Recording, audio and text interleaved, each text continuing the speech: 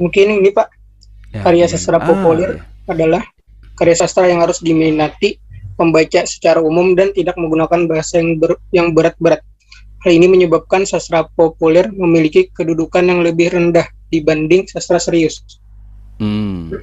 Kedudukannya lebih rendah daripada sastra serius. Ya. Anda setuju nggak dengan itu? Bahwa kedudukan sastra sastra populer di tengah masyarakat itu lebih rendah daripada sastra serius.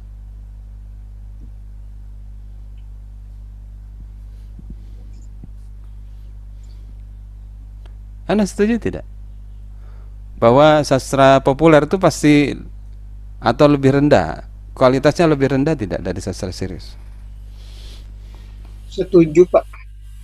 Setuju? Mengapa Iya, setuju? Pasti ya, semua sastra populer lebih rendah. Atau jangan-jangan ada sastra populer yang tinggi juga nilainya.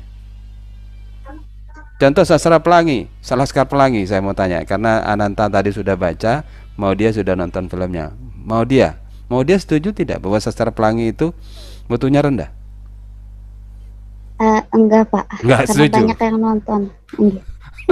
Ya nggak setuju ya. Ananta, tuh mau dia nggak setuju tuh. Laskar Pelangi dianggap rendah itu nggak setuju. Gimana menurut Nanta? Nanta apa pandangannya bahwa Laskar Pelangi lebih rendah daripada sastra ini? Laskar Pelangi ini sastra populer loh. Kamu salah meletakkan ini di serius.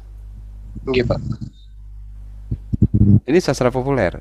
Mengapa sastra populer? Satu, dari kategori pembacanya tadi, dia terkenal, eh, kalah itu Pramudia Nantatur itu, kalah itu jumlah penjualannya ya dalam waktu singkat. Laskar Pelangi itu angka penjualannya sangat tinggi, itu fenomena itu. Karena itu kemudian difilmkan. Nggak gampang loh karya sastra itu difilmkan di Indonesia kalau nggak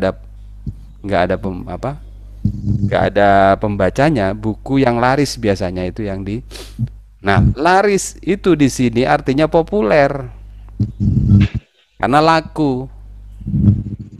Eh, nggak tahu orang membeli karena itu suka atau karena latah, nggak tahu. Yang pasti itu terbeli, dikonsumsi oleh banyak orang.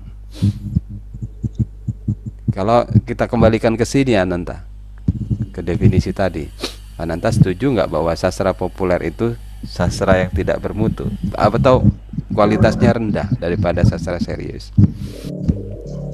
Kalau menurut saya, mungkin beberapa karya sastra populer mungkin.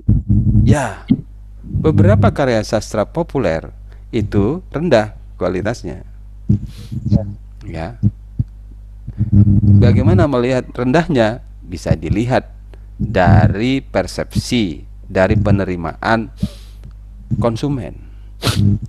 Kalau ada sastra populer seperti kasus Laskar Pelangi tadi ya, dia populer tapi kemudian memancing seniman lain untuk mengangkatnya menjadi film. Berarti ada sesuatu di situ, ada kualitas tertentu yang dalam di situ. Nah, itu ada persoalan kalau jadi kita berhadapan dengan definisi sastra itu tidak pasti-pastian ya, bahwa kalau sastra populer pasti tidak mendalam, pasti kualitasnya itu rendah. Nggak begitu kita membacanya. Ada hal-hal tertentu yang ada di luar kategori yang umum.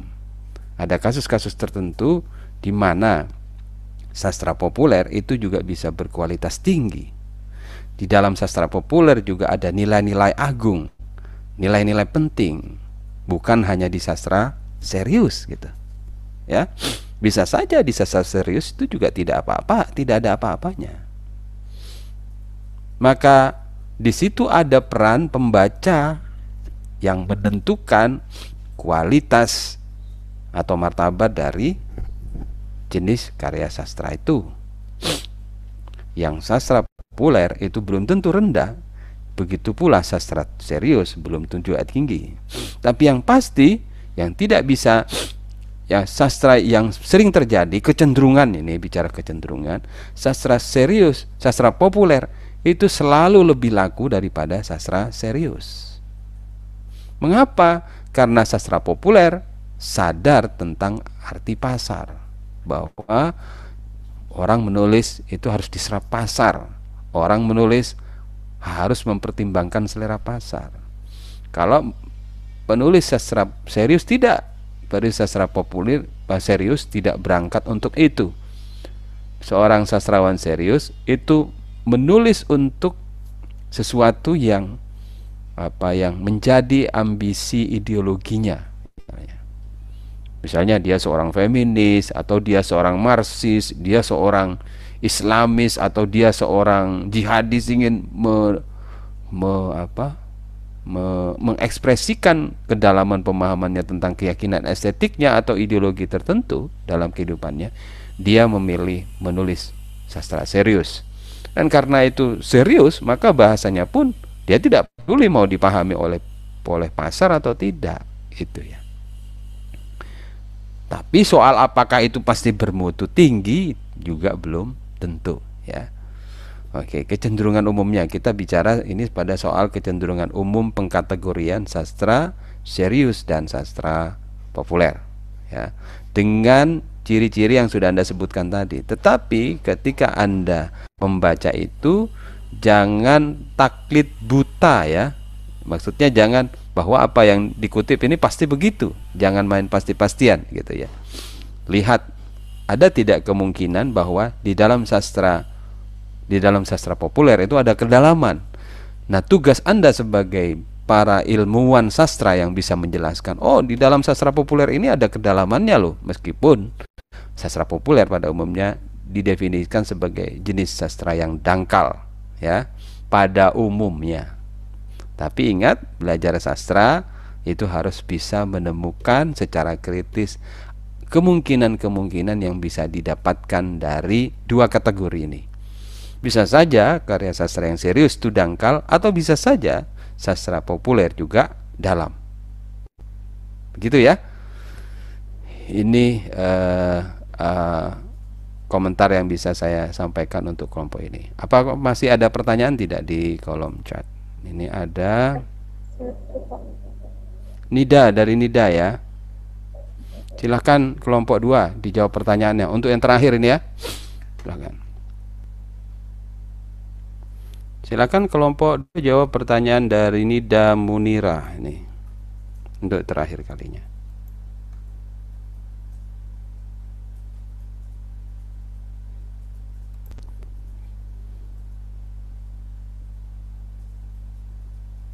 Nida Munira bertanya, ada kutipan mengulang dan mengimitasi apa yang telah ada sebelumnya. Oh, ini sudah dijawab ya tadi ya, Nida. Mana Nida? Nida Munira ya, pertanyaannya ini sudah dijawab ya. Ini sastra populer tuh kan karakteristiknya begitu. Ibaratnya kalau kamu mau analogi itu analogikan saja dengan sinetron, tahu sinetron ya. Bandingin dengan film. Kalau film itu biasanya dia bekerja dengan estetika sastra serius. Kalau sinetron, tahu ya sinetron ya. Kamu bisa bisa membedakan sinetron dan film, Nida. Nida suka nonton film atau suka nonton sinetron? Gambarnya tiba-tiba. Suka nonton sinetron, Pak. Suka sinetron ya, itu namanya sastra populer. Mirip, bukan sastra populer sinetron tuh. Pola sinetron tuh mirip sastra populer. Mengulang-ulang tema, mengulang-ulang cerita yang itu saja. Tapi ya penontonnya tetap ternganga-nganga kan di depan layar kaca ya. Kalau film enggak, film itu selalu mencari kebaruan dengan. Coba perhatikan ya, teknologi sinetron itu teknologi seadanya. Pencahayaannya itu yang dimaksud terendah ya, kualitasnya ya. Pencahayaannya, ceritanya, cara aktingnya, kostumnya, bahkan baru datang dari pasar, ayo syuting. Jadi sinetron tinggal disiapkan krunya, kemudian ngobrol di pasar. Tapi kalau di dalam film, itu dipersiapkan pencahayaannya, tata lampunya, cara ngambil gambarnya, musiknya dipersiapkan. Karena itu membuat satu film itu bisa bertahun-tahun ya. Nah, kalau buat sinetron tuh sebentar. Itu bedanya ya. Jadi proses menghasilkan karya populer dan serius juga berbeda. Menulis puisi populer dan serius juga berbeda. Dari kecepatannya, kedalaman dan yang lainnya. Teknologinya beda, estetikanya beda. Baik, terima kasih atas perhatiannya. Kita akan insya Allah ketemu lagi minggu yang akan datang dengan topik yang berbeda. Saya harapkan kelompok yang akan tampil lebih mempersiapkan diri supaya jangan juga kelompok yang lain bisa memberikan respon yang meriah pada kelompok yang tampil. Itu saja. Jangan lupa untuk isi daftar hadir ya. Assalamualaikum warahmatullahi wabarakatuh. Waalaikumsalam. Waalaikumsalam warahmatullahi wabarakatuh. Terima kasih banyak Bapak. Terima kasih banyak Bapak.